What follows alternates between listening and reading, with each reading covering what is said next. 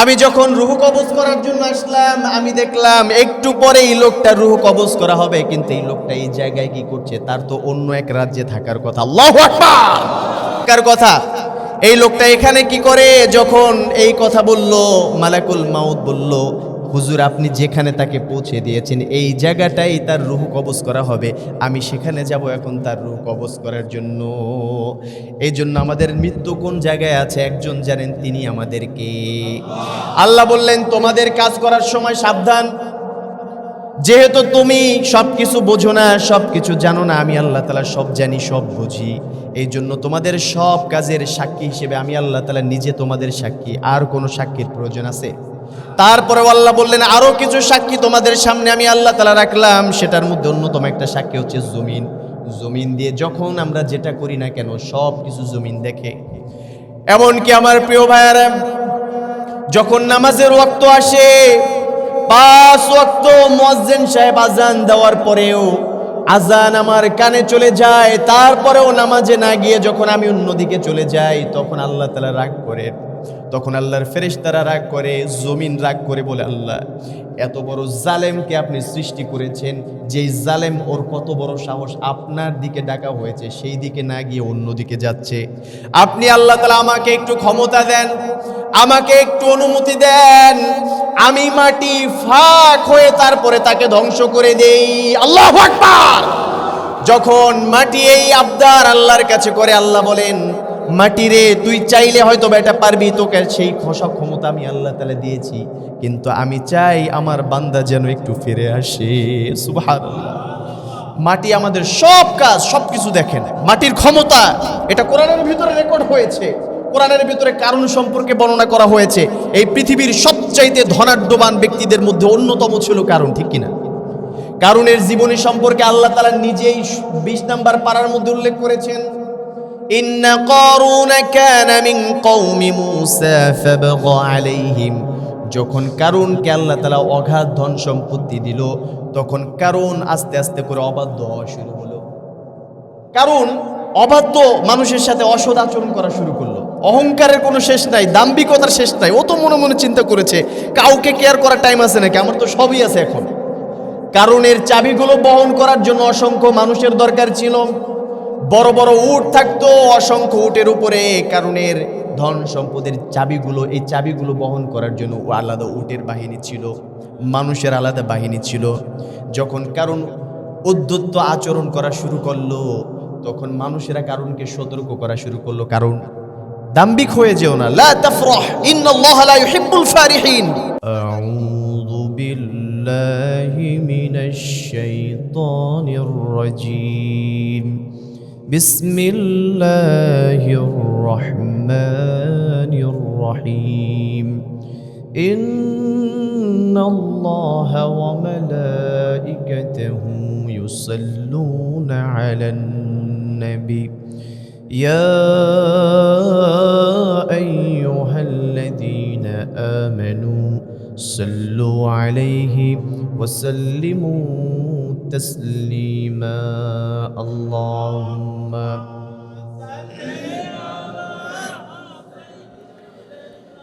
মাওলানা মুহাম্মদ ওয়া আলা আলি সাইয়্যিদিনা মাওলানা মুহাম্মদ।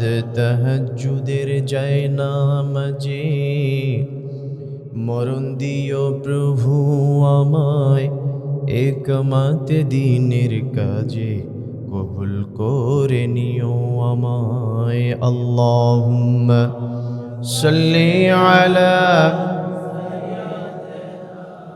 মাওলানা মুহাম্মদ ওয়া আলা আলি সাইয়্যিদিনা। بلغ العلا بكماله كشف الدجى بجماله حسنت جميع خصاله صلوا عليه।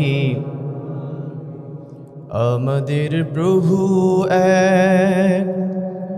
এক নবীর উম্মত, জীবন বিধান এক, ঐশী বাণী কোরআন। আমাদের প্রভু এক, এক নবীর উম্মত, জীবন বিধান এক, ঐশী বাণী কোরআন। তবে কেন এক নও হে মুসলমান, এক হও করিয়া আহ্বান। সম্মানিত মুহতারাম হাজিরিন, সবটুকুন শুকরিয়া আদায় করছি মহান প্রতিপালকের, যে আল্লাহ তাআলা আমাদেরকে চমৎকার এই পরিবেশে অংশগ্রহণ করার মতো সুযোগ দান করেছেন। হৃদয় থেকে সেই মহান প্রতিপালকের শুকরিয়া আদায় করছি। সবাই আল্লাহ তাআলার শিখিয়ে দেওয়া শব্দ উচ্চারণ করে বলছি আলহামদুলিল্লাহ। আমরা আজকে জুমায় অংশগ্রহণ করতে পেরে খুশি নাকি বেজার? আমরাও খুশি, আল্লাহ তাআলাও খুশি। বেজার হচ্ছে শয়তান। শয়তান কখনো চায় না যে বান্দা কোনোভাবে মুয়াজ্জিন সাহেব বলুক হাইয়া আলাল ফালাহ, তোমরা কল্যাণের দিকে আসো, হাইয়া আলাস সালাহ, নামাজ নামক কল্যাণের দিকে আসো। তো শয়তান চায় হচ্ছে এই কল্যাণ থেকে আমাদেরকে বিরত রাখতে। আলহামদুলিল্লাহ, শুকরিয়া আদায় করার বিষয়, আপনারা যারা এখানে উপস্থিত রয়েছেন, শয়তান অনেক উঠে পড়ে লেগেছিল যে ওরে যেতে দিব না, কিন্তু শত চেষ্টা করেও অন্যকে রাখতে পারলেও আপনাকে আমাকে আল্লাহ তাআলা এতটুকু শক্তি দিয়েছেন, আমরা শয়তানকে ওভারকাম করে চলে এসেছি আলহামদুলিল্লাহ। আমাদের শয়তান থেকে বাঁচার কোনো ক্ষমতা আছে? যদি একজন না বাঁচায়, তিনি কে? এই জন্য আমরা আল্লাহর কাছে চাই, আল্লাহ সবসময় আমাদেরকে শয়তানের ধোঁকা থেকে আপনি বাঁচার মতো তৌফিক দান করেন। সবাই বলছে আমিন। ইউসুফ আলাইহিস সালামকে যখন জুলাইখা তাড়া করলো, আপনারা জানেন কোরআনের ভিতরে স্পষ্ট বাণী রয়েছে, ওয়ালাকাদ হাম্মাত বি ওয়া হাম্মা বিহা লাউলা আরআ বুরহানা রাব্বি। জুলাইখা যখন ইউসুফ আলাইহিস সালামকে মন্দ কাজের জন্য আহ্বান করলো, ইউসুফ আলাইহিস সালামও জুলাইখার দিকে কিছুটা ধাবমান হয়ে গিয়েছিল, আকৃষ্ট হয়ে গিয়েছিল। আল্লাহ বললেন, আমার তরফ থেকে আমি দলিল প্রমাণ দিয়ে ইউসুফকে আমি রক্ষা করলাম। সুবহানাল্লাহ। সেই আল্লাহ তাআলা যদি আমাদেরকে কোনো ক্ষমতা না দেন, যদি কোনো সক্ষমতা না দেন, শত চেষ্টা করেও সেই আল্লাহ তাআলা ছাড়া আমরা কোনো কিছুতে সফল হতে পারি না। কারণ সফল হওয়ার জন্য আল্লাহর সাহায্য ছাড়া আমাদের কোনো উপায় আছে নাকি? আল্লাহ বললেন, ওয়ালাকাদ কাররামনা বনি আদম ওয়া হামালনাহুম ফিল বাররি ওয়াল বাহরি ওয়া রাযাকনাহুম মিনাত তাইয়্যিবাত।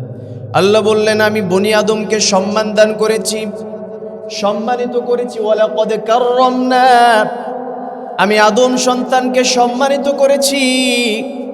সম্মানিত করার পরে আল্লাহ বললেন, ওয়া হামালনাহুম ফিল বাররি ওয়াল বাহর, এই জমিনের মধ্যে জলে স্থলে চলার মতো ব্যবস্থাটাও আল্লাহ তাআলা আমাদের জন্য করেছেন। আলহামদুলিল্লাহ। এরপরে আল্লাহ বললেন, সম্মানের আরেকটা নিদর্শন শোনো, ওয়া রাযাকনাহুম মিনাত তাইয়্যিবাত, প্রত্যেকটা প্রাণীকুলকে আমি আল্লাহ তাআলা সৃষ্টি করেছি। প্রত্যেকটা প্রাণী খাবার খায়, কিন্তু প্রত্যেকটা প্রাণীর খাবার খাওয়ার স্টাইল, মানুষের খাবার খাওয়ার ধরন একরকম হয় না। মানুষ যখন খাবার খায়, প্রত্যেকটা প্রাণী, গরু বা সুর যখন খাবার খায়, দেখবেন মাথাটাকে নত করে তারপরে খাবার খায়। কিন্তু মানুষ একমাত্র আল্লাহ তাআলার শ্রেষ্ঠ প্রাণী, মানুষ শ্রেষ্ঠ সৃষ্টি। আল্লাহ তাআলা এত রহমত করেছেন যে এই খাবারটা খাওয়ার সময় মাথাটাকে নত করার প্রয়োজন হয় না, মাথা উঁচু করেই আল্লাহর বান্দারা খাবার খেতে পারে। আল্লাহ বললেন, আরেকটা উদাহরণ নাও, সেটা হচ্ছে ওয়ারাযাকনাহুম মিনাত তাইয়্যিবাত। অধিকাংশ প্রাণীর খাবার হচ্ছে নাপাক খাবার, ওরা পাক নাপাক বাছাই করে না। কিন্তু মানুষকে আল্লাহ তাআলা যে খাবারটা নির্ধারণ করে দিয়েছেন সবই পাক, এবং সবচাইতে উন্নত মানের খাবার আল্লাহ তাআলা পৃথিবীতে মানুষের জন্য দিয়েছেন। সুবহানাল্লাহ বলবেন না? কেন হবে না? আমার নবী সাল্লাল্লাহু আলাইহি ওয়াসাল্লাম হাদিসে কারিমায় বলেছেন, আদ-দুনিয়া খুলিকাত লাকুম ওয়া আনতুম খুলিকতুম লিল আখিরা।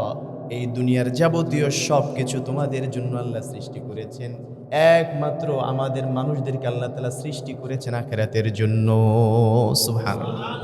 তার মানে বোঝা গেল, কিয়ামতে এই যে নিয়ামত রাজি যা কিছু আমরা গ্রহণ করছি, প্রাণীকুল করছে, ওদের হিসাব দিতে হবে না, কিন্তু আমাদের হিসাব দিতে হবে না।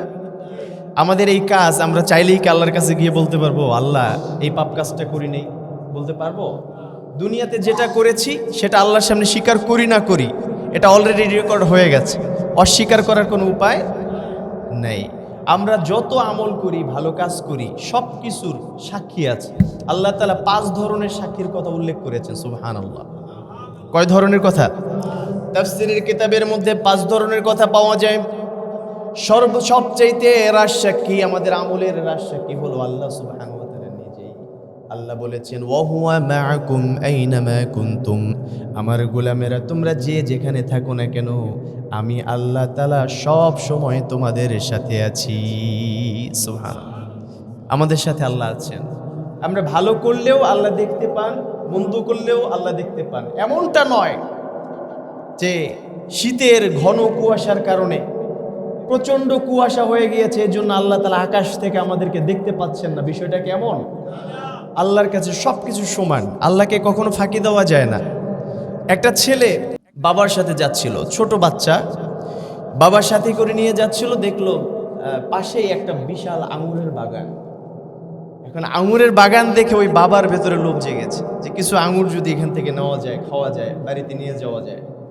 বাবা ঢুকছে আঙুরের বাগানের সময়, ঢোকার আগে বলে গেছে যে, বাচ্চা তুমি একটু পাহারা দাও, যে কেউ যদি এই দিক দিয়ে আসে, কাউকে দেখতে পাও, কেউ যদি এরকম যদি মনে হয় যে সে আমাকে দেখছে, তাহলে অবশ্যই অবশ্যই তুমি আমাকে সতর্ক করে দিবা।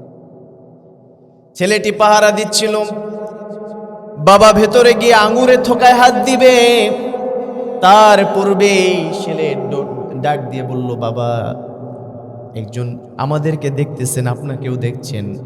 বলল, তাই নাকি? দৌড় দিয়ে এসে পড়েছে। বাবা একবার এদিকে তাকায়, কাউকে দেখতে পায় না, আবার এদিকে তাকায়, কাউকেই দেখে না। বাবা বলল, তুমি আমাকে বললা যে লোক এসেছে। তখন সন্তান বলল, লোক এসেছে বলি নাই, বলেছি একজন আমাদেরকে দেখছে। তখন বাবার সামনে ওই সন্তান বলল যে, বাবারে এখানে কোনো মানুষ আপনি খুঁজছেন পাবেন না, কারণ এই মানুষেরা আমাদেরকে দেখছে না, এটা সত্য। কিন্তু যেই আল্লাহ তাআলা আমাদেরকে বানিয়েছেন, আপনাকে বানিয়েছেন, সেই আল্লাহ তাআলা আলাম ইয়ালাম বিআন্নাল্লাহা ইয়ারা, সেই আল্লাহ তাআলা সার্বক্ষণিক আমাদেরকে দেখছেন। সুবহানাল্লাহ। বাবার চোখে পানি এসে গেল। সন্তানের মুখে সততার বাণী শোনার পরে বাবার হৃদয় আবেগ আপ্লুত হয়ে গেল। বাবা সেই অন্যায় কাজ থেকে ফিরে আসলেন। এই থেকে বাবা সব সময় মনে রাখতেন যে আল্লাহ তাআলা আমাদের সাথে আছেন। একটা জিনিস মনে রাখবেন, এই পৃথিবীতে যারাই গুনার কাজ করে, খেয়ানত করে, হারাম খায়, তারা তখনই পারে যখন তার হৃদয়ে থেকে এই কথাটা ভুলে যায় যে আল্লাহ তাআলা আমাকে দেখছেন। কেউ যদি সার্বক্ষণিক মনে রাখে যে আল্লাহ তাআলাই আমাকে দেখছেন, তাহলে তার দ্বারা কোনো পাপ কাজ করা সম্ভব।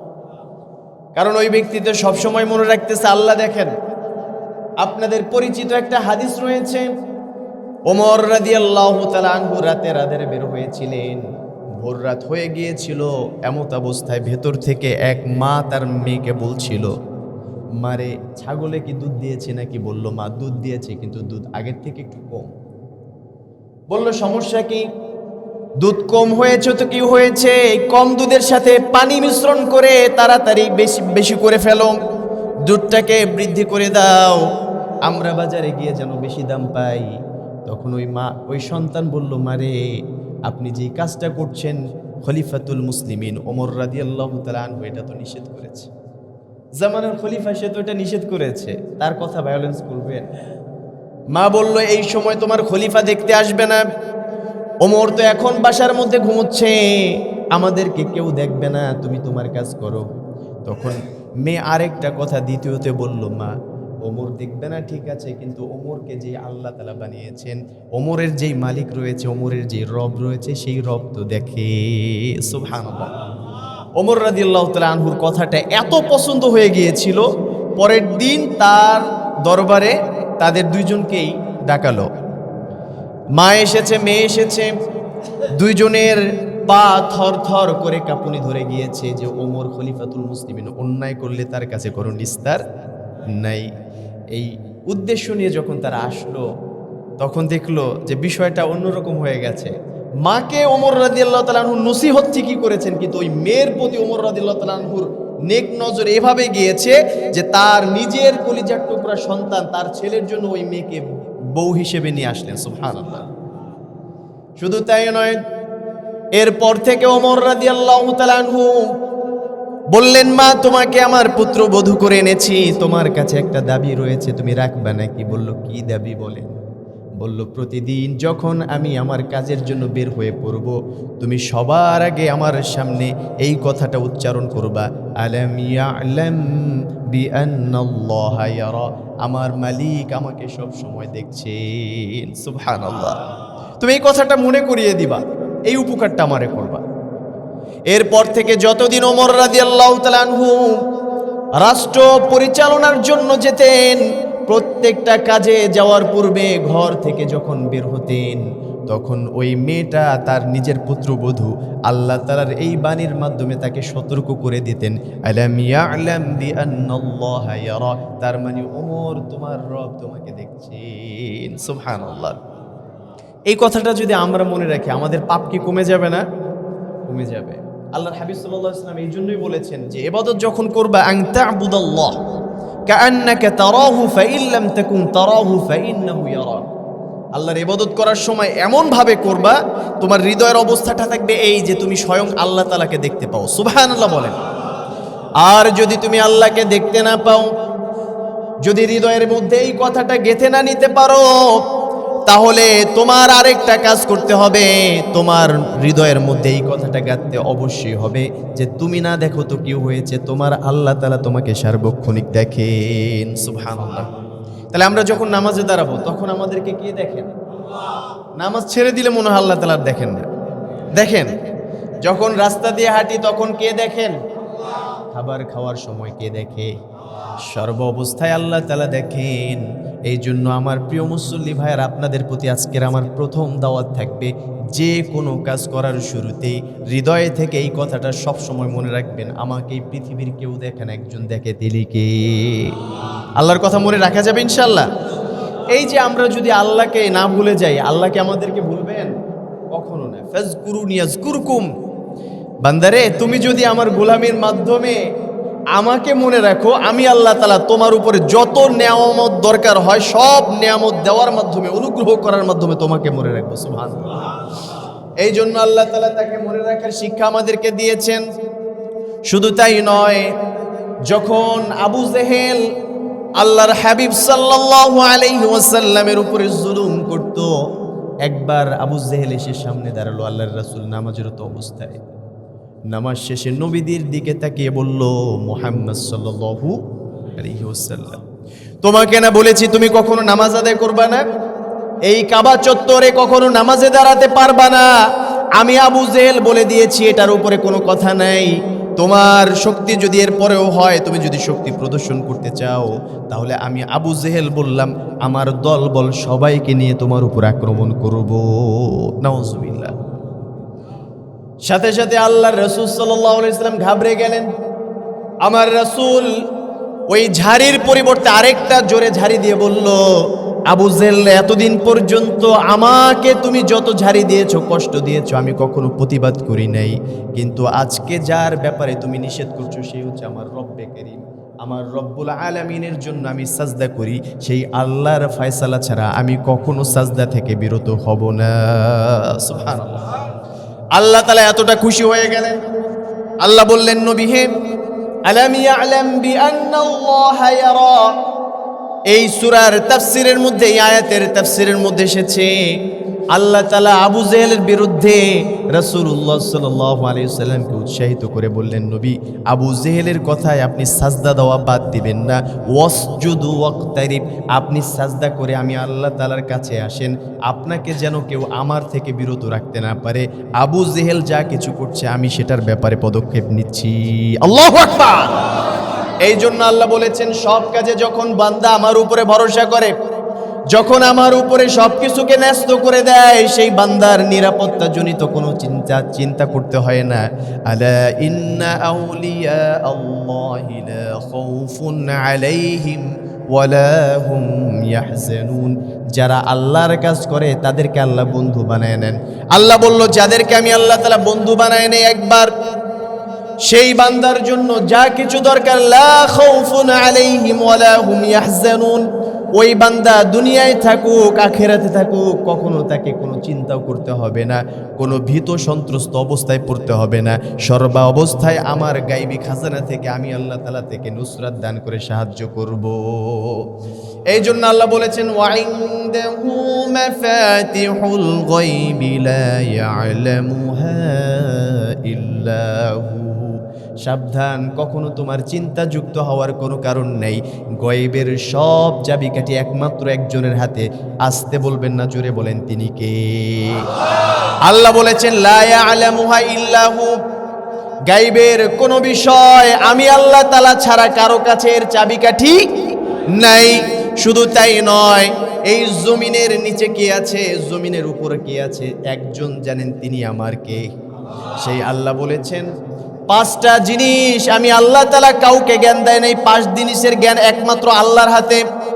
এর মধ্যে সূরা লুকমানের ভিতর আল্লাহ বর্ণনা করলেন ইন্নাল্লাহা ইনদাহু ইলমুস সাআহ ওয়া ইউনাজ্জিলুল গায়থ ওয়া ইয়ালামু মা ফিল আরহাম ওয়া মা তাদরি নাফসুম মাযা তাকসিবু গাদা ওয়া মা তাদরি নাফসুম বিআইয়ি আরদিন তামুত। কয় জিনিসের জ্ঞান আল্লাহর কাছে? 5টা জ্ঞান আল্লাহ তাআলা নিজের কাছে রেখেছেন, অন্য কাউকে দেন। আমার নবীকে আল্লাহ তাআলা এত জ্ঞান দিয়েছেন, কিন্তু এই 5টা বিষয় আল্লাহ নিজের হাতেই রেখে দিয়েছেন। নবীকে যতটুকু আল্লাহ তাআলা জানিয়েছেন ততটুকুই আমার রাসূল জেনেছেন।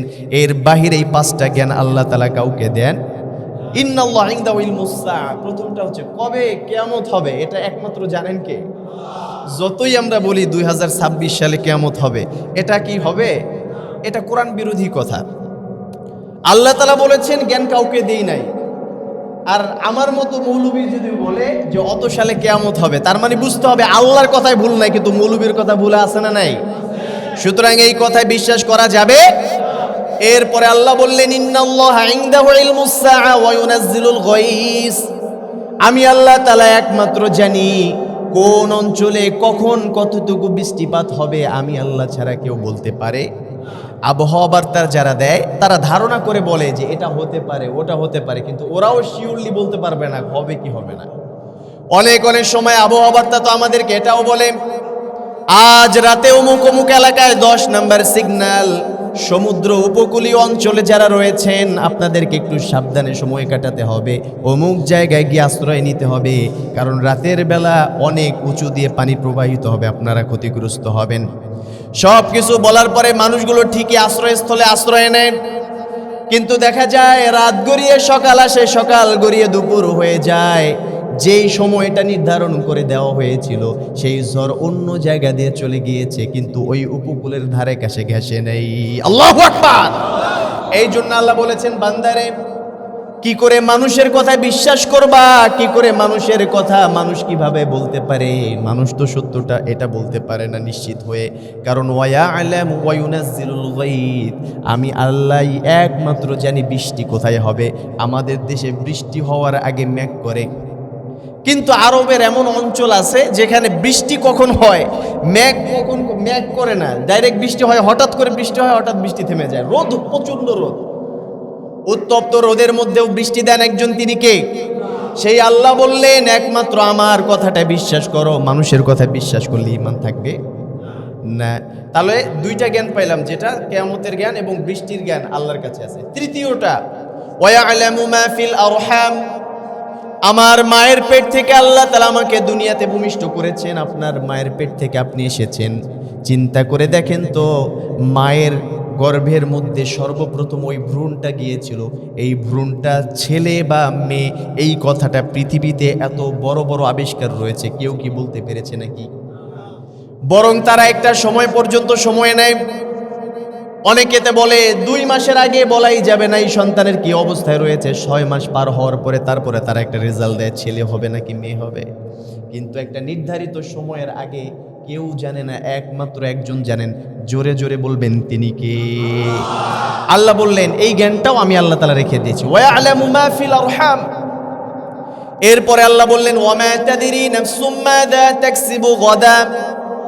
শুধু তাই নয়, আজকে তুমি কামাই রোজগার করছো, তোমার কামাই রোজগার ভবিষ্যতে তোমার রিজিকে কি আছে তুমি এখন যে ইনকামটা করলা, তুমি কি তোমার ঘরেই আগামী অক্ত খাবার খাবা, নাকি সেই চিটাগাং রোডে গিয়ে খাবা, নাকি ঢাকায় গিয়ে খাবা, নাকি অন্য জায়গায় গিয়ে খাবা? একমাত্র একজন জানেন, তিনি কে? অনেক সময় আমরা প্ল্যান করি আজকে এটা করব ওটা করব, বাড়িতে বাজার সব কিছু করে নিয়ে আসি, বাজার সদাই করার পরেও দেখা যায় ঘরের মধ্যে প্রবেশ করেছি, হাতটাও সুন্দর করে ধুয়েছি, হঠাৎ করে একটা ফোন আসার কারণে সেই খাবার রেখে আমাকে চলে যেতে হয়। এরকম হয় কি হয় না?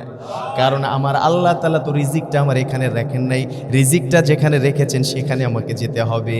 আল্লাহু আকবার। এই জন্য আল্লাহ বললেন, ওমা তাদরি নাফসুম মাযা তাকসিবু গাদা। শুধুমাত্র রিজিকের বিষয়টা এমন নয়, খাবারের বিষয়টা না। আমার প্রিয় ভাইয়ের, আজকে যেই ব্যবসা শুরু করেছেন, এই ব্যবসার ভিতরে ভরপুর লাভ দেখে আপনি খুব উৎসাহিত হচ্ছেন, আপনি খুব উল্লাসিত হয়েছেন, খুব আনন্দিত হয়েছেন। কিন্তু এই ব্যবসার মধ্যে আগামীকাল কি লাভ হবে, নাকি আল্লাহ তাআলা বড় ধরনের একটা ক্ষতি করে দিবেন, এটা একমাত্র একজন জানেন, তিনি কে?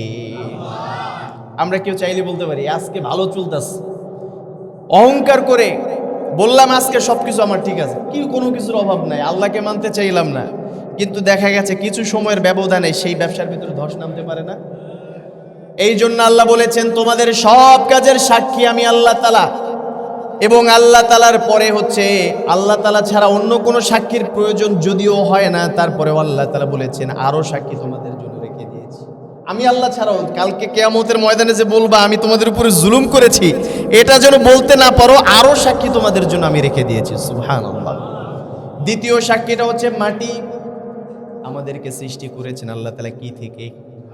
সরাসরি মাটি থেকে না, আমরা সৃষ্টি হচ্ছি মাটির নির্যাস থেকে, কিন্তু আদম আলাইহিস সালামকে আল্লাহ তাআলা সরাসরি মাটি থেকে সৃষ্টি করেছেন। সুবহানাল্লাহ বলবেন। আদম আলাইহিস সালামকে যখন সর্বপ্রথম আল্লাহ তাআলা বানালেন, যতটুকু মাটি তাকে সৃষ্টি করার জন্য আল্লাহ তাআলা নিয়েছিলেন, সেই মাটির কিছুটা আল্লাহ তাআলা রেখে দিয়েছিলেন, এক্সট্রা ভাবে কিছু মাটি থেকে গিয়েছিল। আদমকে বানানোর পরেও আল্লাহ তাআলা সেই মাটি থেকে 3 ধরনের গাছ বানিয়েছেন। কয় ধরনের গাছ? সুবহানাল্লাহ বলবেন না? এটা অনেকেই জানে না। তাফসিরের ভিতরে এসেছে, আল্লাহর হাবিব সাল্লাল্লাহু আলাইহি ওয়াসাল্লাম একবার সাহাবীদেরকে বলল, তোমরা তোমাদের ফুফুকে সম্মান করো। সাহাবীরা কয়, ফুফু আইলো কোথা থেকে? আশেপাশে কোনো জায়গায় তো মহিলাই নাই, ফুফু কোথা থেকে আসলো? এমন অবস্থা আমার রাসূল সাল্লাল্লাহু আলাইহি ওয়াসাল্লাম তার পবিত্র জবান দিয়ে বললেন, ও সাহাবীরা, ফুফুকে দেখতে পাচ্ছ না বুঝি? তাহলে আমি বলছি, আল্লাহ যখন আমার প্রিয় বাবা আদম আলাইহিস সালামকে আল্লাহ সৃষ্টি করলেন, সৃষ্টি করার শেষে যেই মাটিটুকু রয়ে গিয়েছিল, সেই মাটি থেকে আল্লাহ তাআলা যেই গাছ বানিয়েছিলেন, সর্বপ্রথম গাছ বানিয়েছিলেন খেজুর গাছ। সুবহানাল্লাহ। সুতরাং এই গাছকে তোমরা সম্মান করো। যত গাছ রয়েছে পৃথিবীতে, সবচাইতে আল্লাহর কাছে দামি গাছ হচ্ছে খেজুর গাছ। সুবহানাল্লাহ বলবেন না? এবং জান্নাতের অন্যতম একটা গাছের নাম হবে খেজুর গাছ। এমনকি এমন কোন নবী রাসূল ছিলেন না যেই নবী রাসূলদেরকে আল্লাহ তাআলা একটা কমন ফল খাওয়ান নাই, সেই ফলের নাম হচ্ছে খেজুর। সুবহানাল্লাহ বলবেন না? খেজুরের মধ্যে আল্লাহ তাআলা এমন বৈশিষ্ট্য দিয়েছেন, সারাদিন আমরা রোজা রাখার পরে ইফতার করার সময় সর্বপ্রথম কি মুখে দেওয়া সুন্নাত আপনারা বলেন তো?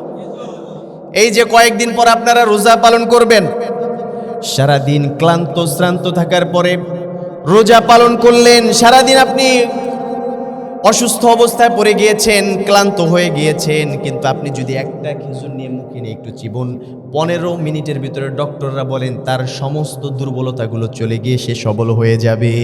সুবহানাল্লাহ।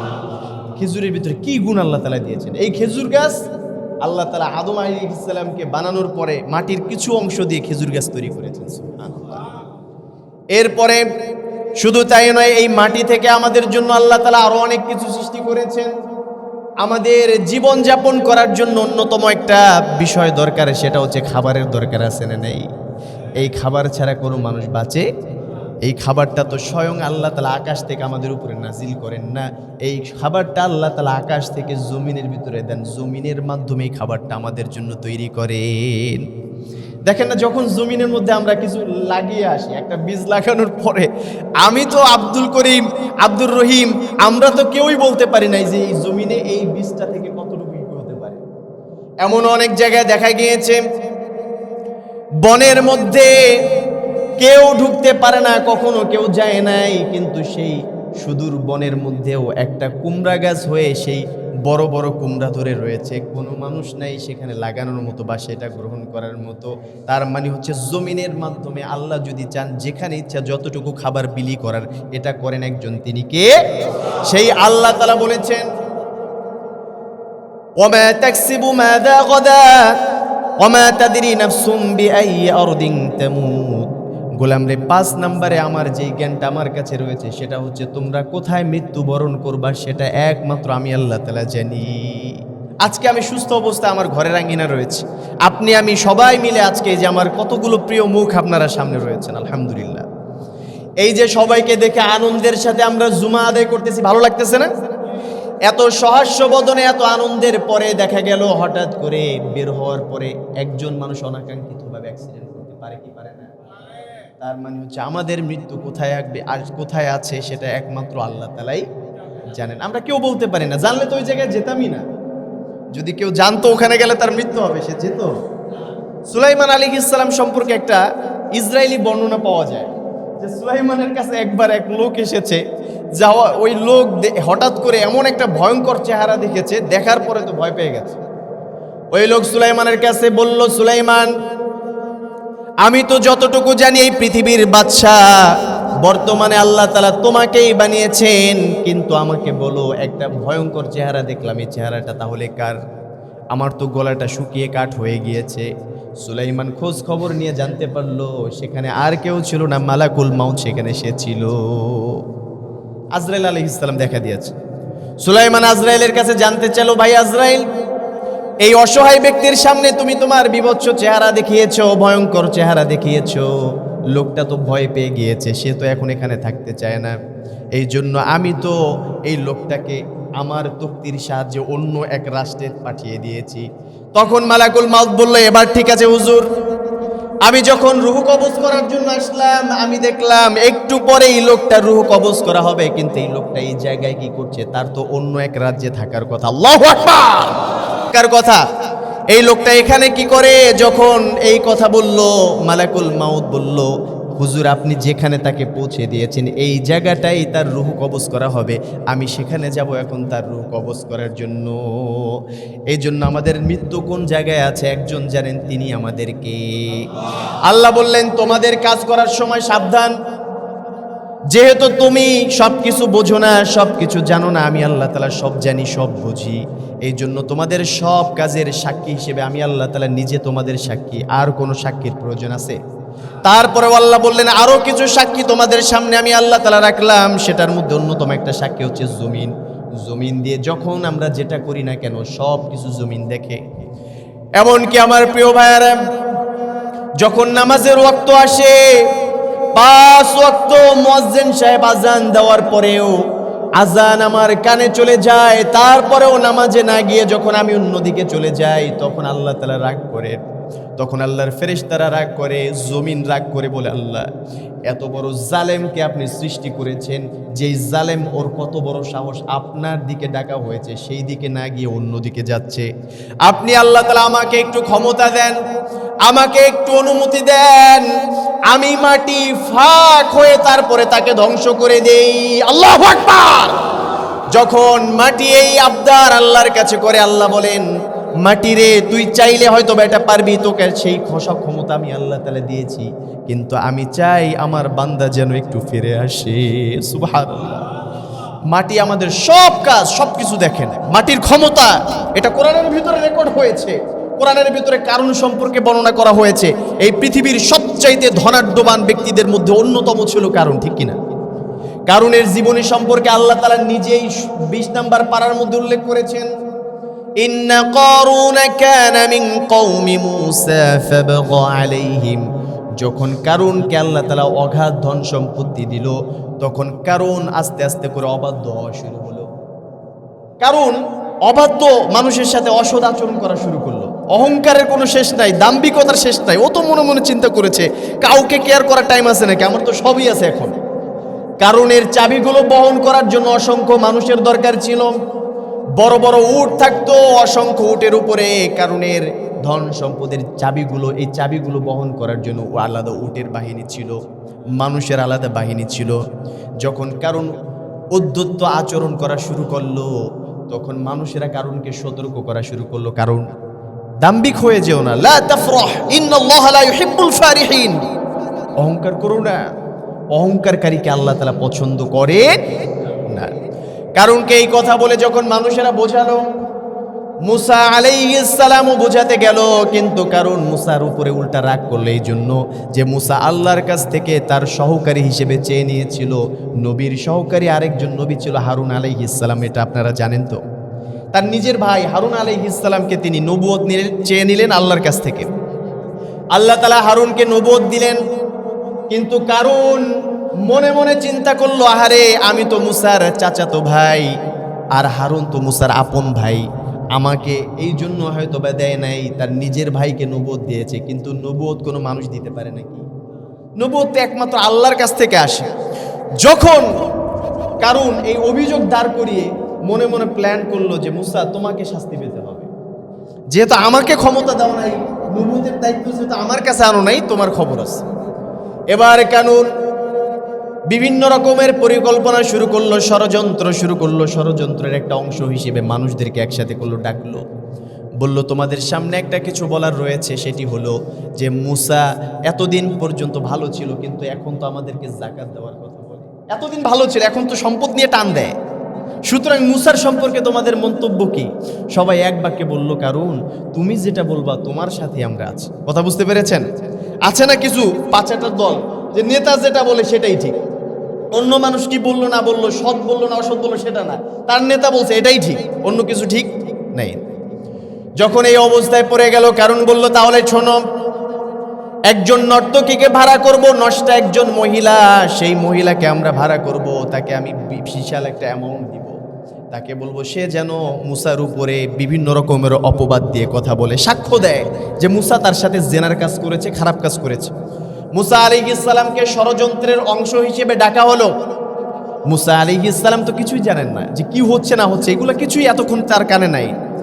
মুসা আলাইহিস সালাম সরল মনে আসলেন, আসার পরে বলল, মুসা রে, এই মানুষগুলো সবাই তোমার পবিত্র জবান থেকে নসিহত শোনার জন্য বসে আছে, সুতরাং এদের সামনে তুমি একটু নসিহত করো, সবাই মিলে আজকে আমরা তোমার কথাগুলো শুনবো।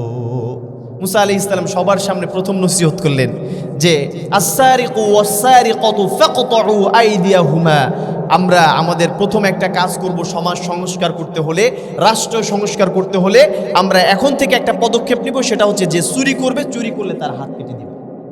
কথা বুঝতে পেরেছেন? চুরি করলে হাত কেটে দিব।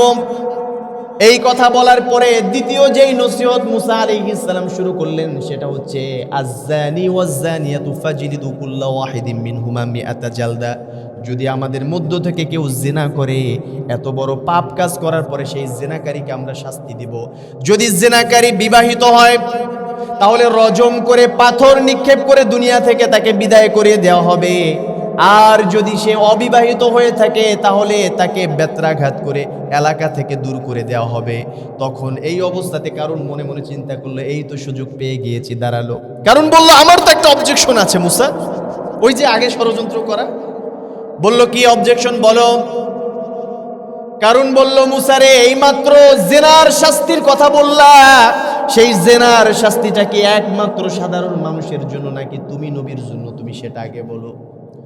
বললো, আমার জন্য তো, আমিও এটা মাথা পেতে নিব, যদি আমি মুসাও করি আমাকেও শাস্তির ব্যবস্থা করা হবে। সুবহানাল্লাহ বলবেন না?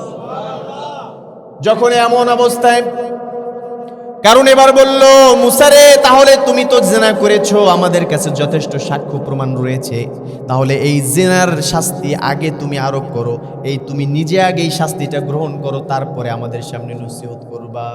মুসা আলাইহিস সালাম অবাক হয়ে গেলেন, ঘটনা কি আমি জিনা করেছি? না, ওয়াল্লাহি আমি কখনো জিনা করতে পারি না, আমি জিনা করি নাই, আমি পবিত্র, এটা একমাত্র জানেন একজন, তিনি কে?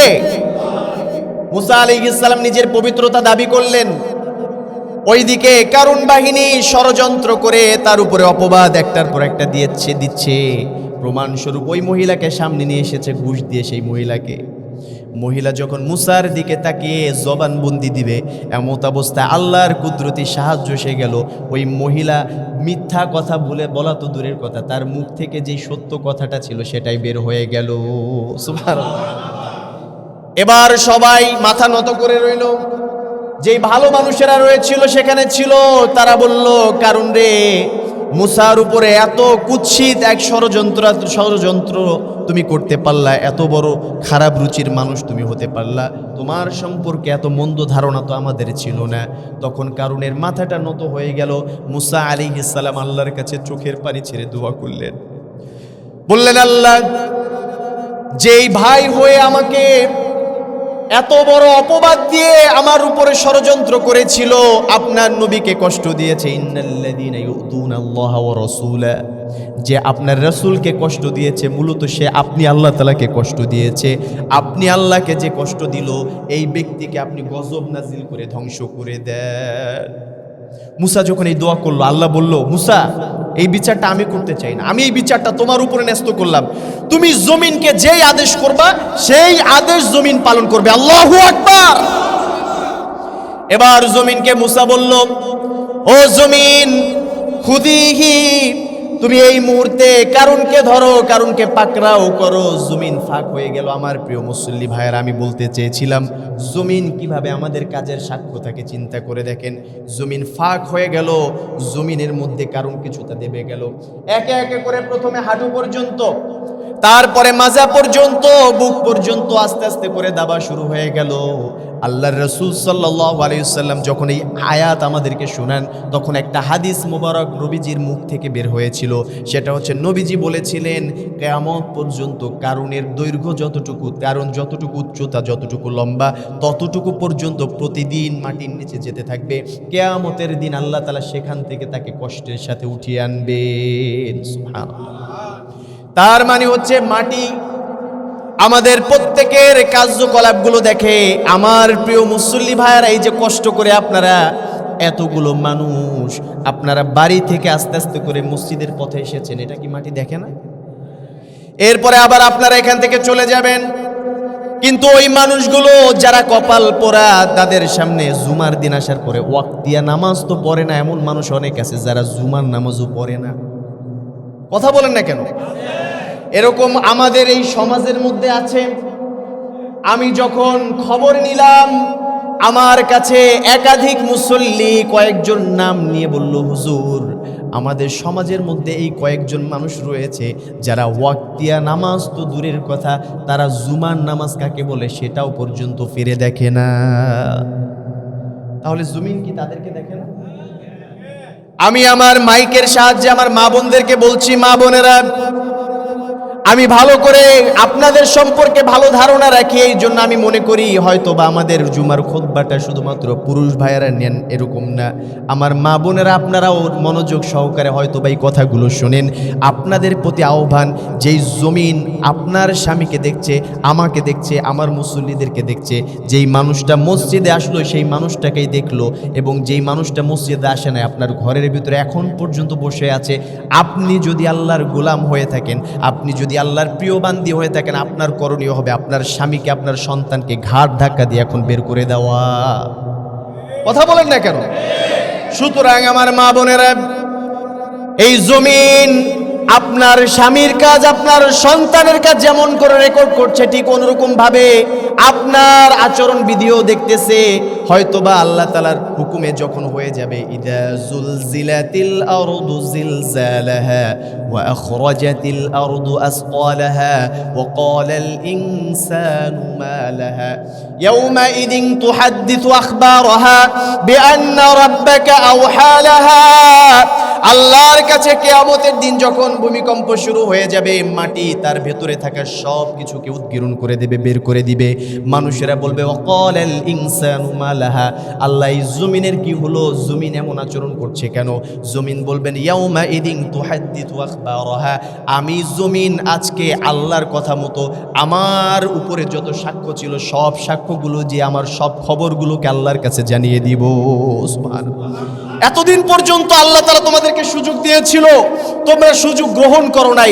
আমি জমিন আজকে আমার হৃদয়ে থাকা কষ্ট, হৃদয়ে লুক্কায়িত যত কষ্ট রয়েছে, আমার উপর দিয়ে তোমরা স্বৈরাচারী হয়ে হাঁটাচলা করেছো, আমার উপর দিয়ে তোমরা আজান শুনে মসজিদে যাও নাই, জুলুম করেছো নিজের উপরে। এতদিন পর্যন্ত আমি আল্লাহর কাছে হুকুম চেয়েছিলাম, আল্লাহর কাছে অনুমতি চেয়েছিলাম, আল্লাহ দেন নাই। আজকে আল্লাহ অনুমতি দিয়েছেন, আমি সব কিছু আল্লাহর কাছে বলে দেব। আল্লাহু আকবার। ওই দিন জমিন তার সবকিছুকে আল্লাহর কাছে বর্ণনা করবেন। আমার প্রিয় মুসল্লি ভাইরা, এখন যদি আমরা সতর্ক হই তাহলে ওই দিন আমাদেরকে লাঞ্ছিত হওয়া লাগবে। আর এখন যদি এই কথার উপরে ভ্রুক্ষেপ না করি, সেই দিন আফসোস ছাড়া কোনো কারণ থাকবে না। এজন্য আমরা এখন থেকে সতর্ক হয়ে যাব। আপনাদের প্রতি আমার কাকুতি মিনতি, আপনাদের প্রতি আমার অনুরোধ ভাইয়ারা আমার, যে যেই বয়সে আছি এমনটা মনে করার কোনো কারণ নেই, এমনটা ভাবার কোনো কারণ নেই যে হয়তোবা আমি মনে হয় আরো 10 বছর বাঁচব, 10 বছর পরে 5 ওয়াক্ত নামাজ শুরু করব, এমনটা ভাবলে চলবে? আমার মতো সলিমুদ্দিন কলিমুদ্দিন, আমার বয়সের অনেক মানুষদেরকে আল্লাহ তাআলা কবরের নিচে নিয়ে গেছেন। আবার আমার মতো অনেক মানুষ শক্তি থাকার পরে যখন আল্লাহর ইবাদত করি নাই, গোলামি করি নাই, একটা সময় এসে গেছে এই বয়সে আল্লাহ তাআলা অঙ্গ প্রত্যঙ্গ এমনভাবে ড্যামেজ করে দিয়েছেন, হসপিটালের বেডে বসে বসে মৃত্যুর ক্ষণ তারা গণনা করতেছে, এমন আছে না নেই? সুতরাং আপনাকে আমাকে আল্লাহ এখনো সুযোগ দিয়েছেন, এই সুযোগ লুফে নিতে হবে। আমার প্রিয় ভাইরা, রাজি আছেন তো ইনশাআল্লাহ? এই জন্য আল্লাহর জন্য যদি আমরা এখন ফিরে আসি, তাহলে কিয়ামতের ময়দানে আল্লাহও আমাদের বিপরীতে সাক্ষ্য দিবেন না, এমনকি জমিনও আমাদের বিপরীতে সাক্ষ্য দিবে না। কারুনের কাতারে আমাদেরকে পড়তে হবে না। আমরা কি কারুনের কাতারে যেতে চাই? আমরা মুসার উম্মতের কাতারে যেতে, আমরা নবীর উম্মতের কাতারে যেতে চাই, ঠিক কি না? এরপরে আল্লাহ বললেন শুধু তাই নয়, তোমাদের জন্য আরেকটা সাক্ষ্য আছে। হয়তোবা কিয়ামতে তুমি মনে করবা যে আমি আল্লাহ তাআলা তোমাদের উপরে জুলুম করছি কিনা, আবার জমিনও হয়তোবা তোমার উপরে এদিক সেদিক উল্টাপাল্টা সাক্ষ্য দিচ্ছি কিনা। তাহলে শোনো, আরেকটা সাক্ষ্য তোমাদের জন্য দিয়েছি।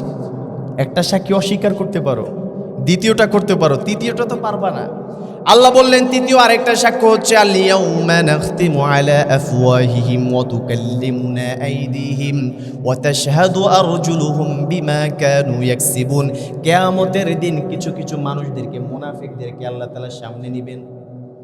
এবার সামনে নেওয়ার পরে আল্লাহ বলবেন, তোমার আমলনামায় তো মুনাফিকি দিয়ে ভরা, তুমি তো সঠিকভাবে আমি আল্লাহর জন্য ইবাদত খুবই কম করেছো, মানুষকে দেখানোর জন্য বা মানুষের সাথে মুনাফিকি করে বেশি চলেছো, সুতরাং তোমার আমলনামা তো এই। ওই ব্যক্তি তখন অস্বীকার করতে যাবে, বলবে আল্লাহ এই পাপ তো আমি করি নাই। বলবে তাই নাকি? তাহলে বলবে আল্লাহ আপনি আমাকে এটা বলেন, আজকে কিয়ামত সম্পর্কে আপনি আমাদেরকে বলেছেন লা তুজলামুনা শাইআ, আজকে কিয়ামতের দিন আপনি আমাদের কারো উপরে জুলুম করবেন না, এই কথা দিয়েছিলেন না? আল্লাহ বলবেন হ্যাঁ দিয়েছিলাম তো।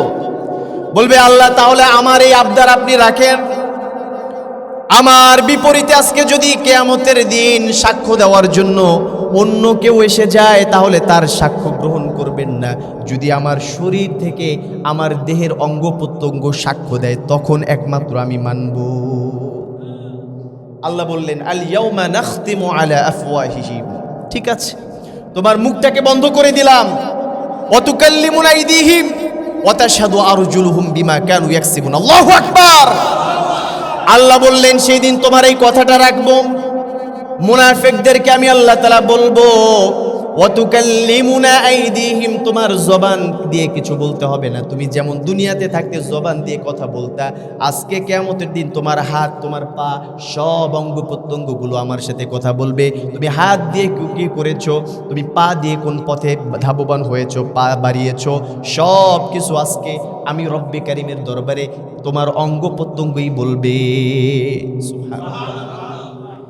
এরপরে আমরা যদি আবার বলি আল্লাহ অঙ্গ প্রত্যঙ্গের কথাও মানি না, আল্লাহ বললেন তাহলে চতুর্থ আরেকটা সাক্ষ্যর কথা ঘোষণা দিলাম, ওয়া ইন্না আলাইকুম লাহাফিজিন কিরামান কাতিবিন ইয়ালামুনা মা তাফআলুন, তোমাদেরকে সেভ করার জন্য যেই ফেরেশতাদেরকে আমি আল্লাহ তাআলা সেট করে দিয়েছিলাম, এদের মধ্যে দুইজন সম্মানিত ফেরেশতা আছে, একজন হচ্ছে কিরামান আর একজন কাতিবিন, সম্মানিত লেখক দ্বয় আছে না নাই? এই ফেরেশতারা সার্বক্ষণিক আমাদের সাথে আছে। আমার প্রিয় হাজিরিন, এই জমিনের মধ্যে যদি আমরা অন্যায় করি, তাহলে দেখা গেছে সিসিটিভি ফুটেজ এটাকে অনেক অনেক ক্ষেত্রে অনেকে ফাঁকি দিতে পারে। আগে যদি একটু ঘুরে দেয়, অনেক চোররা বর্তমানে এমন চালাকের চালাক, ওরা যাওয়ার আগে দেখে সিসিটিভি কোন জায়গায় আছে, যাই ওটা সুন্দরভাবে অন্যদিকে ঘুরে তারপরে কাজ সাজে, এরকম আছে না? আবার দেখা গেছে শহরের প্রাণ কেন্দ্র থেকে এত সিকিউরিটি, এত নিরাপত্তা, সব কিছু ব্যবস্থা থাকার পরেও NSI, police, RAB, army, CID সহ যারাই রয়েছে সবাইকে ফাঁকি দিয়ে খুনি ঢাকা ছেড়ে অন্যান্য জায়গায় চলে যায়, এরকম আছে না নেই? তার মানে মানুষের চোখ ফাঁকি দেওয়া যায় কি যায় না? কিন্তু ফেরেশতাদের চোখ আপনি ফাঁকি দিবেন কি করে? ফেরেশতাদেরকে তো ফাঁকি দেওয়া যাবে?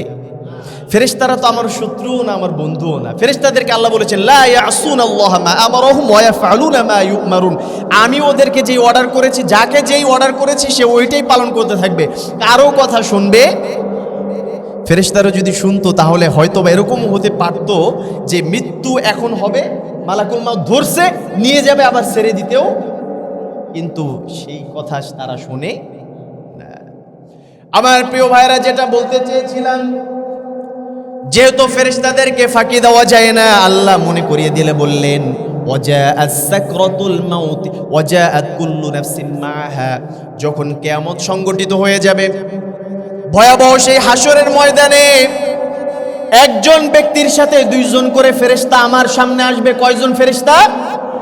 একজন ফেরেশতা পেছন থেকে হাঁকিয়ে নিয়ে যাবে, আরেকজন ফেরেশতা সাক্ষ্য দেওয়ার জন্য ব্যস্ত হয়ে যাবে। যখন ব্যক্তি তার আমলনামাগুলো স্বীকার করতে চাবে না, তার পাশ থেকে যেই ফেরেশতা এতদিন পর্যন্ত সব কিছুর সাক্ষ্য রয়েছে, ওই ফেরেশতা আল্লাহর কাছে সাক্ষ্য দিয়ে বলবে, আল্লাহ আপনার বান্দা মিথ্যা কথা বলে, আসলে সে এই কাজটা করেছে, এই দেখেন তার সাক্ষী। সুবহানাল্লাহ। তাহলে আমাদেরকে ওই কিয়ামতে বাঁচার কোনো উপায় আছে? চারটা সাক্ষী মানলাম না, ধরেই নিলাম আপনি এটাও মানেন না।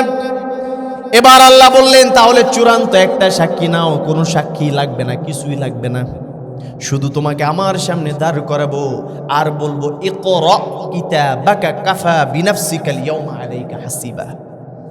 কোনো সাক্ষীর দরকার নাই, আজকে তোমার আমলনামা তুমি নিজে পড়ো, তুমি নিজেই তোমার বিচার করার জন্য, তোমার হিসাব করার জন্য যথেষ্ট। সুবহানাল্লাহ বলেন। ব্যক্তি যখন তার আমলনামাটা সামনে দেখবে, তখন সে বলবে মালি হাদাল কিতাব লা ইউগাদিরু সগীরাতাও ওয়ালা কাবীরা। এটা কেমন আমলনামা, যে আমলনামার মধ্যে কোনো বড় কাজ অথবা ছোট ক্ষুদ্রাতি ক্ষুদ্র কোনো কাজকেই বাদ দেওয়া হয় নাই। সুবহানাল্লাহ। আবার প্রিয় ভাইয়ারা, এই জন্য আমাদেরকে সময় থাকতেই আল্লাহর পথে ফিরে আসতে হবে। বারবার আমরা আলেমরা আপনাদেরকে এই জন্যই বলি, বলাটা হচ্ছে আমাদের দায়িত্ব, কোরআনের দাওয়াত পৌঁছে দেওয়া আমার দায়িত্ব, কিন্তু এটা মেনে নেওয়ার দায়িত্ব হচ্ছে আপনার। আপনি যদি এটা মানতে পারেন, দুনিয়া আপনার জন্য আল্লাহ তাআলা সহজ করে দিবেন, আখিরাতও আপনার জন্য সহজ হয়ে যাবে। কারণ কিয়ামতের ময়দানে যখন ফাআম্মা মান উতিয়া কিতাবাহু বিয়ামিনি ফায়াকুলু হা উমকরাউ কিতাবিয়া, যখন আপনাকে সবার সামনে আল্লাহ তাআলা বলবেন, গোলাম রে, ওই দুনিয়ার ময়দানে হাজারো ভুল করার পরে মসজিদে খুতবায় গিয়ে যখন কোরআনের দাওয়াত পেয়েছিলা, তখন ফিরে এসেছো, আজকে ডান হাতে আমলনামা নাও। যদি আপনার আমার হাতের মধ্যে আল্লাহ তাআলা ডান হাতে আমলনামা দেয়, তখন আপনি কি করবেন? আল্লাহ বলতেছেন, তুমি খুশি হয়ে তুমি বলবা হা উমকরাউ কিতাবিয়া। তুমি তো নিজে দেখবাই, পাশাপাশি তোমার আশেপাশের আত্মীয় স্বজন যত যে যেখানে আছে সবার কাছে দৌড়ে গিয়ে তুমি বলবা, আমার আমলনামাটা পড়ে দেখো, আমার রব্বে কারীম কত সুন্দর আমলনামা আমাকে দিয়েছে। সুবহানাল্লাহ। আর যদি তুমি ওই কথাগুলো শুনে না ফিরে আসো, তাহলে আমি আল্লাহ বললাম ওয়া আম্মা মান উতিয়া কিতাবাহু বিশিমালি, কিয়ামতে তো তোমাকে সবার সামনে যখন তোমার আশেপাশের মানুষগুলো জান্নাতি হয়ে যাবে, তোমাকে ওই হতভাগা, তুমি এত বড় হতভাগা হয়ে যাবা, তোমার বাম হাতে আমলনামা দিবে আল্লাহ তাআলা, তুমি তখন বলবা ইয়াকুলু ইয়া লাইতানি লাম উতা কিতাবিয়া, আল্লাহ এই কিতাব, এই আমলনামা যদি আমাকে না দেওয়া হতো কত ভালো হতো, আমার মৃত্যুটাই যদি আমাকে ধ্বংসের শেষ প্রান্ত হয়ে যেত কত ভালো হতো। কিন্তু বাঁচা যাবে? আল্লাহর কাছ থেকে বাঁচা যাবে না। আমার প্রাণপ্রিয় মুসলিম ইকরাম, আপনাদের প্রতি আমার চূড়ান্ত দায়িত্ব হচ্ছে, চূড়ান্ত দাওয়াত হচ্ছে, আজকে 5টা সাক্ষী আমি কোরআন থেকে এনে আপনাদের সামনে বর্ণনা করেছি। আপনাদের বুঝতে কষ্ট হয়েছে? প্রথম সাক্ষীটা ছিল হচ্ছে আল্লাহ তাআলা, দ্বিতীয় সাক্ষ্য ছিল মাটি, তৃতীয় সাক্ষী হচ্ছে ফেরেশতারা, চতুর্থ সাক্ষী হচ্ছে আমার অঙ্গ প্রত্যঙ্গ, আমার চামড়া পর্যন্ত আমার বিরুদ্ধে সাক্ষ্য দিবে, এবং পঞ্চম সাক্ষী হিসেবে আল্লাহ তাআলা নিজের আমল নামাটাকে রেখে দিয়েছেন।